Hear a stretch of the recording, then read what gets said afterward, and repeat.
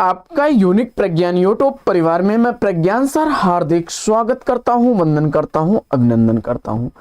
प्यारे साथियों, आज की इस पाठचर्या में हम लोग अध्ययन करने वाले हैं छायावाद के प्रमुख स्तंभों में प्रकृति के सुकुमार कवि सुमिंद्रानंदन पंत जी के संदर्भ में। और सुमिंद्रानंदन पंत जी के संदर्भ में आज का यह अध्ययन प्रारंभ किया जाए। इससे पूर्व अगर वीडियो को पहली बार देख रहे हैं अथवा चैनल पर नए हैं, कृपया चैनल को सब्सक्राइब, वीडियो को लाइक और शेयर करना बिल्कुल ना भूलें। तो बिना समय गंवाए प्रारंभ करेंगे पाठचर्या और देखेंगे आज की पाठचर्या का अध्ययन बिंदु।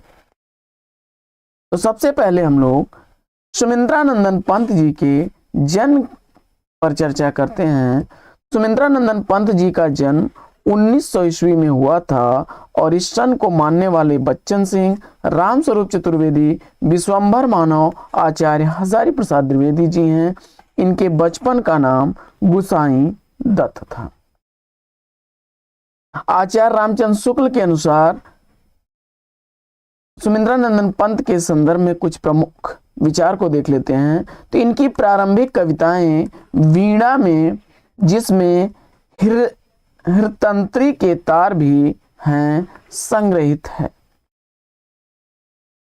पंत जी की पहली प्रौढ़ रचना शुक्ल जी पल्लव को मानते हैं, जिसमें प्रतिभा के उत्साह, साहस और पुरानी काव्य पद्धति के विरुद्ध प्रतिक्रिया का बहुत बढ़ा चढ़ा करके प्रदर्शन है। छायावाद के भीतर माने जाने वाले सब कवियों में प्रकृति के साथ सीधा प्रेम संबंध पंत जी का ही दिखाई पड़ता है। कलावाद के प्रभाव से जिस सौंदर्यवाद का चलन यूरोप के काव्य क्षेत्र के भीतर हुआ, उसका पंत जी पर पूरा प्रभाव रहा, ऐसा मानना है आचार्य रामचंद्र शुक्ल जी का। शुक्ल जी लिखते हैं कि पंत जी ने समाजवाद के प्रति भी रुचि दिखाई है और गांधीवाद के प्रति भी। बच्चन सिंह के अनुसार देख लेते हैं सुमिंद्रानंदन पंत को। तो बच्चन सिंह के अनुसार सुमिंद्रानंदन पंत के संदर्भ में कुछ प्रमुख तथ्यों पर चर्चा करते हैं। पंत जी की कविता में अरविंद दर्शन का प्रवेश एक अशुभ ग्रह का प्रवेश है। वीणा संग्रह की रचनाओं को कवि ने अपना दुधमुहा प्रयास कहा है। यानी सुमिंद्रानंदन पंत जी ने अपने वीणा काव्य संग्रह को दुधमुहा प्रयास कहा है। पंत जी के काव्य में, बच्चन सिंह लिखते हैं कि पंत जी के काव्य में छायावादी काव्य में और प्रकृति के रूप और गुण या तो लाक्षणिक ढंग से प्रयोग में ले आए गए हैं या किसी अन्य कार्य के माध्यम के रूप में है। आगे बच्चन सिंह लिखते हैं कि युगवाणी 1938 ईस्वी की रचनाओं पर मार्क्सवाद और गांधीवाद का स्पष्ट प्रभाव है। इसे कवि ने गद्य गीत कहा है। आगे, पंत की साधना की चरम उपलब्धि लोकायतन है। यह उनकी महत्वाकांक्षा पूर्ण कृति है। कलेवर में कामायनी से लगभग 6 गुना बड़ी इस महाकाव्य का मूल प्रतिपाद्य सामूहिक मुक्ति है, जो गांधीवाद और अरविंदवाद दोनों से प्रभावित है। आगे, आचार्य हजारी प्रसाद द्विवेदी जी के अनुसार देख लेते हैं। तो आचार्य हजारी प्रसाद द्विवेदी जी के अनुसार सुमिंद्रानंदन पंत का संपूर्ण व्यक्तित्व गीतमय है। वे मूलतः गीत काव्य के कवि हैं। यानी सुमिंद्रानंदन पंत जी को मूलतः गीत काव्य कवि के रूप में हजारी प्रसाद द्विवेदी जी ने स्वीकार किया है। पंत सौंदर्य की महिमा के अनासक्त साक्षी कवि हैं। छायावाद के महान आंदोलन पंत के समान नेता पाने के कारण ही तेजी से लोकप्रिय हो गया। पंत जी केवल शब्द शिल्पी ही नहीं, महान भाव शिल्पी और सौंदर्य के निरंतर निखरते सूक्ष्म रूप को वाणी देने वाले, एक संपूर्ण युग को प्रेरणा देने वाले प्रभाव शिल्पी भी हैं, ऐसा मानना है आचार्य हजारी प्रसाद द्विवेदी जी का सुमिंद्रानंदन पंत जी के संदर्भ में। आगे, नंदुलारे वाजपेयी जी पंत के संदर्भ में क्या लिखते हैं कि श्री सुमिंद्रानंदन पंत जब अपनी नवीन वीणा लेकर हिंदी में आए, तब हिंदी प्रगीत की परमोच्च संभावना उसमें केंद्रित हो गई। यह कथन नंदुलारे वाजपेयी जी का है पंत के संदर्भ में। वहीं डॉक्टर नगेंद्र जी लिखते हैं कि पंत जी सुंदर के कवि हैं, यद्यपि उनका सुंदर शिवम और सत्यम से शून्य नहीं है। सुमित्रानंदन पंत जी के कुछ प्रमुख कथन या विचारों को देख लेते हैं। तो कविता हमारे परिपूर्ण क्षणों की वाणी है, काफी इंपॉर्टेंट, परीक्षाओं में कई बार रिपीट हुआ है। इसके बाद काव्य का सत्य सौंदर्य के माध्यम से अभिव्यक्त होता है, यह कथन भी सुमित्रानंदन पंत जी का है। आगे, कवि की अनुभूतियां काव्य में संगीत बनकर प्रभावित होती हैं, यह भी कथन सुमित्रानंदन पंत जी का है। आगे, साहित्य अपने व्यापक अर्थ में मानव जीवन की गंभीर व्याख्या है, यह कथन पंत जी का है। साहित्य के संदर्भ में पंत जी ने काव्य छंद को बंधनों से मुक्त करने की घोषणा की। लिखा है उन्होंने कि खुल गए छंद के बंध प्रास के रजत पाश, अब गीत मुक्त और युगवाणी बहती आयास। सुमित्रानंदन पंत जी की कुछ प्रमुख काव्य रचनाओं को देख लेते हैं। कृष्णदत्त पालीवाल के अनुसार रचनाओं का प्रकाशन वर्ष देख लेते हैं और रचना काल देखते हैं। वीणा 1924 ईस्वी की रचना और 1918 से 1919 के बीच लिखी गई यह रचना है, जिसका प्रकाशन वर्ष 1924 ईस्वी है। ग्रंथि 1920 ईस्वी जिसका रचना काल है और प्रकाशित हुई थी 1929 ईस्वी में। उच्छ्वास 1921 ईस्वी रचना काल 1922 ईस्वी में प्रकाशित हुई थी। उच्छ्वास 1918 से 25 रचना काल 1926 ईस्वी में प्रकाशित हुई थी। गुंजन 1925 से 32 रचना काल रहा, 1932 ईस्वी में प्रकाशित हुई थी। युगांत 1936 ईस्वी की प्रकाशित रचना, जिसका रचना काल 1934 से 36 रहा। युगवाणी 1939 ईस्वी में प्रकाशित रचना है, जिसका रचना काल 1937-38 रहा। ग्राम्या 1939-40 रचना काल, जिसका 1940 ईस्वी की प्रकाशित रचना है। वहीं स्वर्ण किरण 1947 ईस्वी की प्रकाशित रचना काल 1946 से 47 था। स्वर्ण धूल यह काव्य कृति 1947 ईस्वी की प्रकाशित रचना है और 1935 से 41 इसका रचना काल था। अतिमा 1955 ईस्वी प्रकाशन वर्ष और युग पथ उत्तरा का 1949 ईस्वी प्रकाशन वर्ष। वाणी 1958 ईस्वी की प्रकाशित रचना है, जिसका रचना काल युग पथ का 1949, अतिमा का 1954-55 और वाणी का 1957-58 था। कला और बूढ़ा चांद काफी चर्चित रचना है। 1959 ईस्वी इसका प्रकाशन वर्ष है और 58-59 इसका रचना काल। लोकायतन महाकाव्य है, जिसके लिए सोवियत लैंड नेहरू पुरस्कार भी दिया गया था। 1964 ईस्वी इसका प्रकाशन वर्ष और 59 से 63 इसका रचना काल। किरण वीणा 1967 ईस्वी की प्रकाशित रचना और पांव फटने से पहले 1967 ईस्वी की प्रकाशित रचना है। 1966 ईस्वी रचना काल किरण वीणा का और 67 ईस्वी पांव फटने से पहले का। आगे बढ़ते हैं।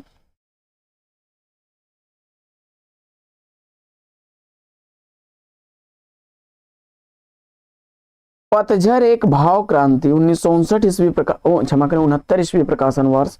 1968 ईस्वी रचना काल। गीत हंस का रचना काल 1969 ईस्वी और प्रकाशन वर्ष भी 69 ईस्वी। शंख ध्वनि 1971 ईस्वी की प्रकाशित रचना, जिसका रचना काल 1970 ईस्वी है। समाधिता 1973 ईस्वी रचना का प्रकाशन वर्ष, जिसका रचना काल 1971 से 72 तक है। आस्था 1973 ईस्वी की प्रकाशित रचना है, 1972 से 73 इसका रचना काल है।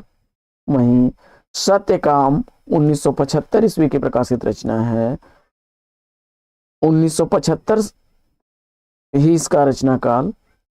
गीत अगीत 1976 ईस्वी की प्रकाशित रचना है और संक्रांति 1977 ईस्वी की प्रकाशित रचनाएं हैं। इसके बाद सुमित्रानंदन पंत की कुछ अन्य काव्य कृतियों को देख लेते हैं। तो रजत शिखर 1952 ईस्वी की प्रकाशित रचना, शिल्पी 1952 की प्रकाशित रचना, सवर्ण 1956 ईस्वी की प्रकाशित रचना, रश्मिबंध 1958 ईस्वी की प्रकाशित रचना, चिदम्बरा 1958 ईस्वी की प्रकाशित रचना, शशि की तरी 1973 ईस्वी की प्रकाशित रचना और लोकायतन 1965 ईस्वी की प्रकाशित रचना है। पंत जी द्वारा लिखी गई कुछ गद्य रचनाओं को देख लेते हैं। तो इनके द्वारा लिखा गया हार उपन्यास 1960 ईस्वी का प्रकाशित उपन्यास है। 16-17 ईस्वी इसका रचना काल था। इनके द्वारा लिखी गई कहानी संग्रहों में 5 कहानियां 1935 ईस्वी जिसका रचना काल है और 36 ईस्वी प्रकाशन वर्ष है। मधुज्वाल का प्रकाशन वर्ष 1947 ईस्वी है जो अनुवादित रचना है और 60 वर्ष एक रेखांकन आत्मकथा है 1960 ईस्वी इसका प्रकाशन वर्ष है। इसके अलावा नाटिका और काव्य नाटक ज्योत्सना 1932 ईस्वी है रचना काल और प्रकाशन वर्ष 34 ईस्वी। युग पुरुष 1955 ईस्वी का और छाया 1956 ईस्वी की प्रकाशित काव्य नाटक है। निबंधों में देख लेते हैं तो गद्य पथ 1955 ईस्वी, शिल्प और दर्शन 1961 ईस्वी, कला और संस्कृति वार्ता निबंध 1965 ईस्वी, छायावाद पुनर्मूल्यांकन 1966 ईस्वी, 60 वर्ष और अन्य निबंध 1973 ईस्वी के निबंध हैं। सुमित्रानंदन पंत जी ने रूपाभ नामक मासिक पत्रिका का संपादन भी 1929 ईस्वी में प्रारंभ किया था और सभी रचनाओं के वर्ष जो थे वे डॉक्टर कुसुम राय के अनुसार हम लोगों ने भी पढ़ा है।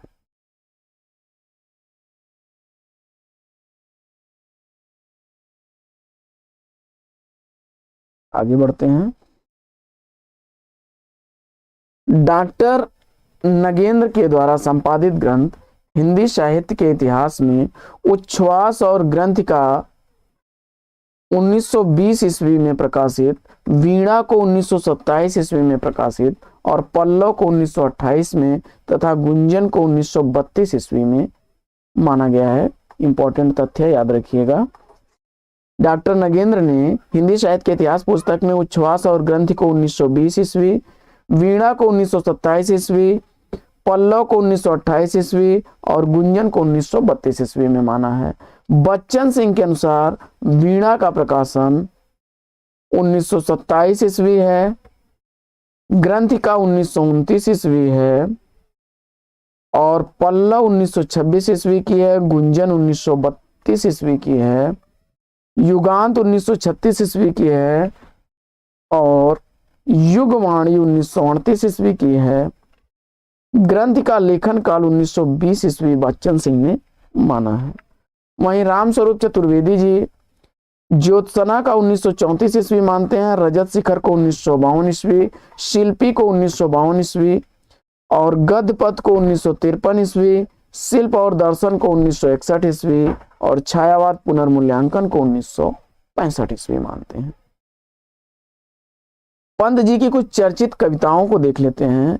नौका विहार, एक तारा, मोह, प्रथम रश्मि, बापू, मार्क्सवाद के प्रति, भूत दर्शन, साम्राज्यवाद, दो मित्र, झंझा नीम, वे आंखें, ताज, बापू के प्रति, गा कोकिल, भावी पत्नी के प्रति, संध्या तारा, मधुवन, आज रहने दो यह गृह काज, चांदनी, अप्सरा, परिवर्तन, अनंग प्रमुख हैं। वहीं छाया, स्वप्न, आंसू, मधुमास, बादल, नक्षत्र, बालापन, आंसू की बालिका, पर्वत प्रदेश में पावस, बादल, मधुस्मिता, मौन निमंत्रण प्रमुख हैं। जबकि अप्सरा, गंगा, ग्राम देवता, संध्या के बाद ग्राम वधु व बुढ़ा यह प्रमुख कविताएं थी सुमित्रानंदन पंत जी की। आगे इनके संदर्भ में कुछ महत्वपूर्ण तथ्यों पर चर्चा करते हैं। तो रामधारी सिंह दिनकर ने अपनी पुस्तक पंत प्रसाद और मैथिली शरण में लिखा है कि और विचित्रता की बात यह है कि केवल पाठकों ने ही नहीं, पंडितों और आलोचकों ने भी युगांत के बाद पंत काव्य पर बहुत कम ही ध्यान दिया। सुमित्रानंदन पंत जी के अनुसार ऐतिहासिक भौतिकवाद और भारतीय अध्यात्म दर्शन में मुझे किसी प्रकार का विरोध नहीं जान पड़ा, क्योंकि मैंने दोनों का लोकोत्तर कल्याणकारी सांस्कृतिक पक्ष ही ग्रहण किया। नंद दुलारे वाजपेयी जी के अनुसार पल्लव की अपेक्षा गुंजन में कल्पना का सहज सुंदर उद्रेक उतना नहीं है जितना उपदेशक प्रवृत्ति और पांडित्य का प्रदर्शन है।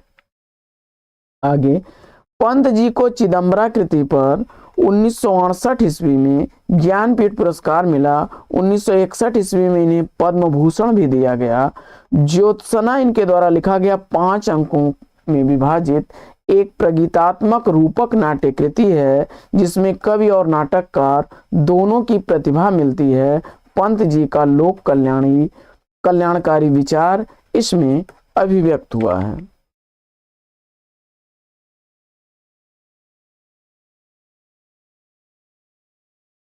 युगांत से पंत के यथार्थवाद प्रगतिवाद साहित्य का आरंभ माना जा सकता है। पंत जी की युगवाणी को युग की वाणी कहते हैं और इसमें मार्क्सवाद के साथ ही गांधीवाद का भी प्रभाव दिखाई देता है। पंत जी ने स्वर्ण किरण को स्वर्ण काव्य कहा है। इसे पुनरुज्जीवन का काव्य भी कहा गया है। हरिवंश राय बच्चन के साथ मिलकर पंत जी ने खादी के फूल नामक रचना लिखा, जिसमें रविंद्र अरविंद एवं मर्यादा पुरुषोत्तम राम के प्रति श्रद्धा युक्त कविताएं हैं। रजत शिखर 6 काव्य रूपकों का संकलन है। लोकायतन 7 अध्यायों और 2 खंडों में विभक्त है। इसमें द्वितीय विश्व युद्ध के महाविनाश की पीड़ा व्यक्त है। इसके 2 खंडों के शीर्षक बाह्य परिवेश और अंतस चैतन्य हैं। लोकायतन महाकाव्य महात्मा गांधी के जीवन पर आधारित है। इस कृति पर सुमित्रानंदन पंत को सोवियत लैंड नेहरू पुरस्कार से सम्मानित किया गया और साहित्य अकादमी पुरस्कार से पुरस्कृत रचना इनकी कला और बूढ़ा चांद है। कला और बूढ़ा चांद को रश्मिपदी काव्य भी कहा जाता है। फिल्म अभिनेता अमिताभ बच्चन को अमिताभ नाम भी सुमित्रानंदन पंत जी ने ही दिया। पंत जी की प्रथम छायावादी रचना उच्छ्वास मानी जाती है और अंतिम छायावादी रचना गुंजन मानी जाती है। आचार्य नंद दुलारे वाजपेयी पंत जी को छायावाद का प्रवर्तक मानते हैं। आत्मिका शीर्षक कविता में पंत जी ने अपने बाल जीवन के प्राकृतिक और मानवीय वातावरण का सुंदर रूप चित्रित किया है। पंत जी को प्रकृति का सुकुमार कवि और संवेदनशील इंद्रिय बोध का कवि कहा जाता है। वीणा पंत जी की प्रथम काव्य संग्रह है। इसके कुछ प्रगीत हार नामक उपन्यास में भी उपलब्ध मिलते हैं। पल्लव की भूमिका को छायावाद का मैनिफेस्टो या घोषणा पत्र कहा गया है। इसे प्रकृति की चित्रशाला भी कहा गया है। गुंजन कृति को पंत जी ने प्राणों का उन्मन गुंजन कहा है। इसे छायावाद और प्रगतिवाद का संधि स्थल भी कहा जाता है। तो साथियों, आज की यह पाठचर्या सुमित्रानंदन पंत पर आधारित कैसी लगी कमेंट्स करके जरूर बताइएगा। अब इसके बाद हम लोग सूर्यकांत त्रिपाठी निराला पर चर्चा करेंगे अगली पाठचर्या में। आज की इस पाठचर्या में लेंगे यहीं पर विराम। तो वीडियो अगर अच्छा लगा हो तो लाइक और शेयर कर दीजिएगा। चैनल पर पहली बार होंगे तो चैनल को सब्सक्राइब कर लीजिएगा। फिर मिलते हैं आपसे अगले वीडियो में एक नए प्रकरण, नए टॉपिक, एक नए अंदाज में। तब तक के लिए लेंगे आपसे विदा। आपका जीवन मंगलमय हो। बेस्ट विशेष बेस्ट ऑफ लक। जय हिंद साथियों।